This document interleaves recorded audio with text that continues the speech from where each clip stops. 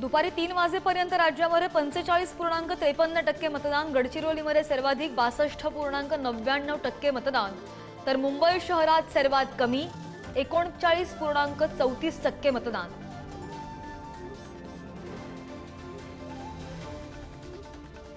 मुख्यमंत्री एकनाथ शिंदे, फडणवीस आणि अजितदादांनी बजावला मतदानाचा हक्क, तर महाविकास आघाडीचे नेते नाना पटोले, उद्धव ठाकरेंनी सुद्धा केलं मतदान।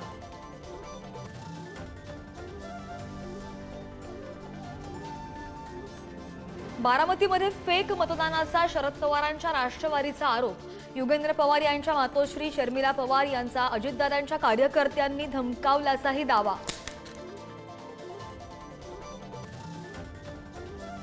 नाशिकच्या नांदगावमध्ये कार्यकर्त्यांमध्ये जोरदार राडा, कांदे आणि भुजबळ समर्थक भिडले, मतदारांना डांबून ठेवल्याचा समीर भुजबळ यांचा आरोप, सुहास कांदेंची समीर भुजबळ यांना जीवे मारण्याची थेट धमकी।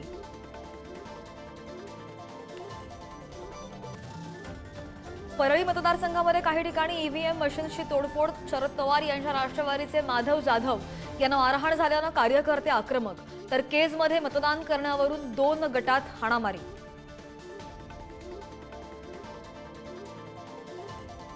संभाजीनगरच्या सिल्लोडमधील घटमरी गावामध्ये 2 गटात हाणामारी, तर धुळ्यामध्ये सुद्धा भाजप आणि वंचितच्या कार्यकर्त्यांमध्ये वाद झाल्याची माहिती।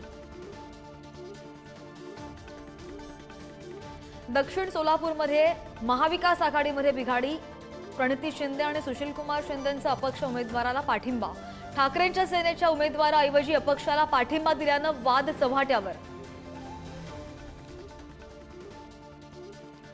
अभिनेते, क्रिकेटर्स सुद्धा मतदानासाठी पडले बाहेर, रितेश देशमुख, सचिन तेंडुलकर, अक्षय कुमार, राजकुमार रावसह फरहान अख्तरनं सुद्धा केलं मतदान, प्रशांत दामलेंनी सुद्धा बजावला मतदानाचा हक्क।